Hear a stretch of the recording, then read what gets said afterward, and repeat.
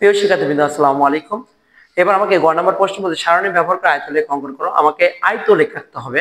প্রিয় শিক্ষার্থী, চলুন দেখা যাক গ নম্বর প্রশ্নের সমাধান করে।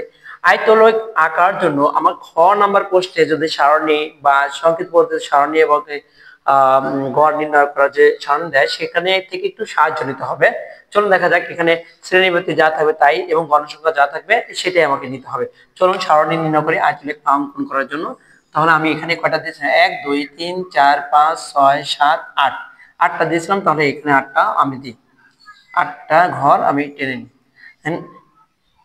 1 2 3 4 5 6 7, আরেকটা ঘরে এখানে আমি টেনে নিলাম, 8টা ঘর টেনে নিলাম।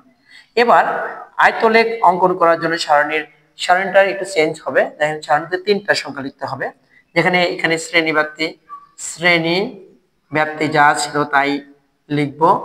এখানে শুধু লিখব অবিচ্ছিন্ন শ্রেণী ব্যাপ্তি, অবিচ্ছিন্ন শ্রেণী সীমা, শ্রেণী সীমা। আর এখানে লিখব গণসংখ্যা, গণসংখ্যা। এই শিক্ষার্থীরা, এখানে চলুন দেখা যাক। আমি খ নম্বর রেখে দিয়েছি এই জন্য যে 20 থেকে এখানে শ্রেণী সংখ্যা যা আছে তাই লিখবো আমি। 20 থেকে কত 24, এবং 25 থেকে কত 29, 30 থেকে হলো কত 34, 35 থেকে কত 39, 40 থেকে কত 44, 45 থেকে কত 49, 50 থেকে কত 54, এটাই দেওয়া আছে। আমি করলাম, দেখেন 1 2 3 4 5 6 7, তাহলে 1 2 3 4 5 6 7। আচ্ছা, ওকে। তারপর গণসংখ্যা কি দেওয়া আছে 4, এখানে 4 দিলাম। এখানে কিন্তু 6 আছে, এখানে 3 আছে, এখানে 6 আছে, এখানে 6 আছে, এখানে 2 আছে, এখানে 3 আছে, 3 আছে, দিয়ে দিলাম। প্রিয় শিক্ষার্থীরা, একটু খেয়াল করুন।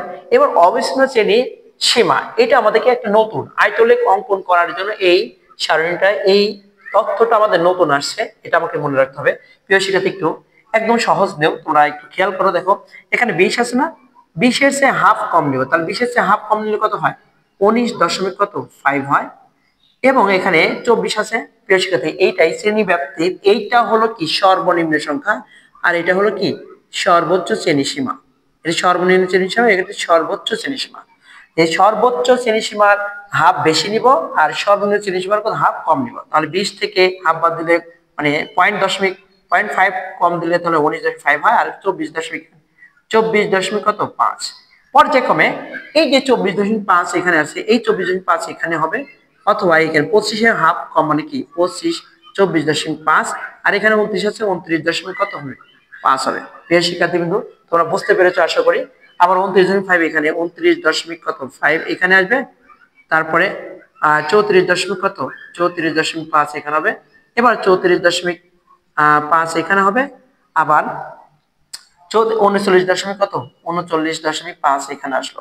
আবার দেখেন 40, তাহলে 39 কত 39.5 বিয়োগ কত এখানে 44 কত 5 হবে। 44.5 থেকে 44.5 থেকে এখানে 49 কত 5, এবং এইখানে 49.5 থেকে 54 কত 5। প্রিয় শিক্ষার্থীবৃন্দ, আশা করি তোমরা বুঝতে পেরেছো। এবার তোমাদের আয়তলেখ অঙ্কন করার জন্য তোমাকে একটা সারণী বা গ্রাফ পেপার ব্যবহার করতে হবে। প্রিয় শিক্ষার্থী, এটা মুছে দিলাম। এবার আমাদের গ্রাফ পেপার, যেহেতু এখানে আমি এখানে বোর্ডে বোঝানোর চেষ্টা করি তোমাদেরকে। গ্রাফ পেপার দেখেন, এখানে এরকম তোমাদের অবশ্যই গ্রাফ পেপার সম্পর্কে ধারণা আছে। এই যে গ্রাফ পেপার নিলেন, নিয়ে এরকম টান দিলেন, কত একটা 1 2 3 4 5 6 7, আমার নাই তাই আমি এখানে 7টা দিলাম গ্রাফ পেপার। এখানে যদি বা ভিডিওতে দেখানো একটু কষ্টকর হবে, সেজন্য এখানে বোর্ডে তোমাদের দেখাই দিলাম। এটার নাম ও বিন্দু। এটা হলো কি অবিচ্ছিন্ন শ্রেণী সীমা, অবিচ্ছিন্ন, নিচে হবে অবিচ্ছিন্ন শ্রেণী সীমা, সীমা। আর এটা হবে কি গণসংখ্যা, গণসংখ্যা। প্রিয় শিক্ষার্থী, আশা করি বুঝতে পেরেছো।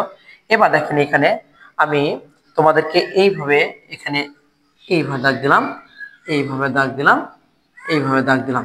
যেটা তোমাদের গ্রাফ পেপারে এখন একটা দাগ দিবা, যে এটা এক্স লিখবা, এটা ওয়াই লিখবা। এখানে আমি প্রথমে 19.5 আছে, তাহলে এই ঘরে আমি 19.5 দিলাম।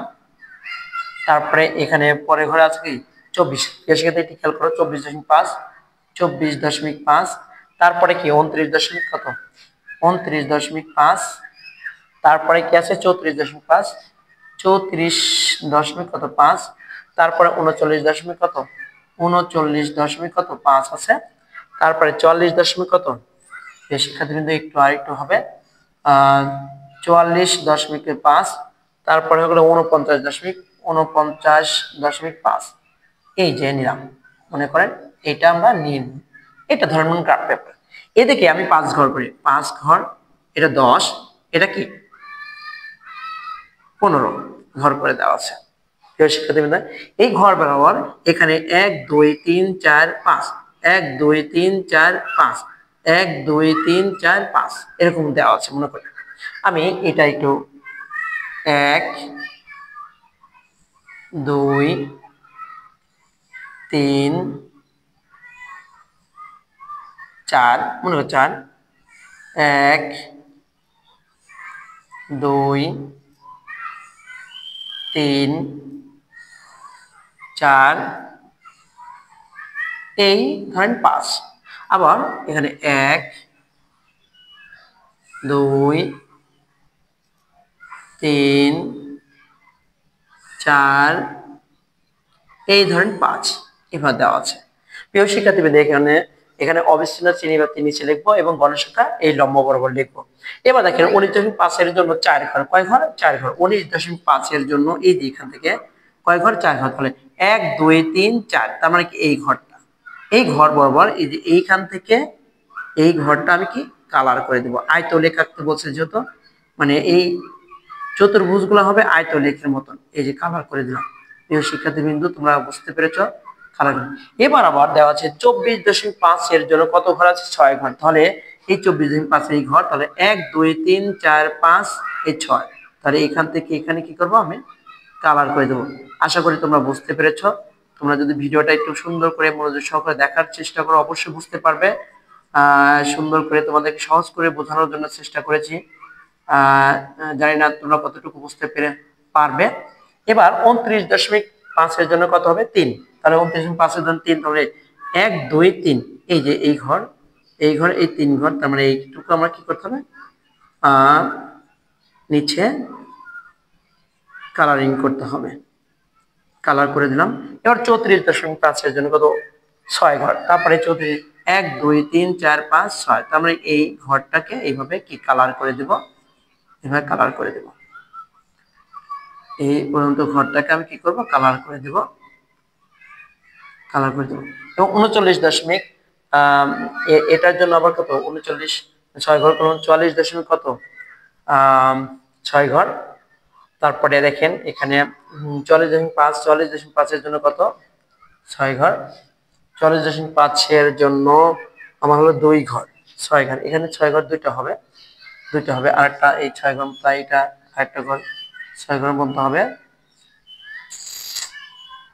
পর্যন্ত হবে।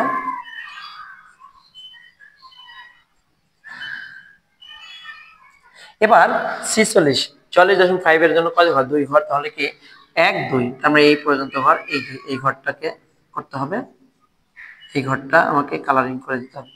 শিক্ষার্থীবৃন্দ এখানে একটু ক্লিয়ার হয় নাই, ক্লিয়ার করে দিই, এইটা কালার করে দিতে হবে দেখুন। এবং 49.5 জন্য কত ঘর 3 ঘর, তাহলে 1 2 3, এই যে 3 ঘর, এই 3 ঘরটা এখানে এইটুকু আমাকে কি করতে হবে কালার করে দিতে হবে। এই যে আয়তলেখ করা শেষ হলো, আশা করি তোমরা বুঝতে পেরেছো। এবার নিচে শুধু লিখবো এখানে এক্স অক্ষ, আমি মনে করি ও এক্স অক্ষ বরাবর এই যে এখানে লেখাগুলো লিখবো ও এক্স বরাবর, বরাবর হলো কি অবিচ্ছিন্ন শ্রেণীব্যাপ্তি ছিন্ন শ্রেণী ব্যাপ্তি বা সীমা, এবং ও ওয়াই বরাবর, আমি লিখবো গণসংখ্যা, গণসংখ্যা বসিয়ে গ্রাফ পেপারে বসিয়ে আয়তলেখ আঁকা হলো। আয়তলেখ আঁকানো হলো। যদি লিখে দাও তাহলে হয়ে যাবে। প্রিয় শিক্ষার্থীবৃন্দ, আশা করি তোমরা বুঝতে পেরেছো। অবশ্যই ভিডিওগুলো একটু মনোযোগ সহকারে যদি তুমি দেখে চর্চা করো, অবশ্যই তুমি পারবা।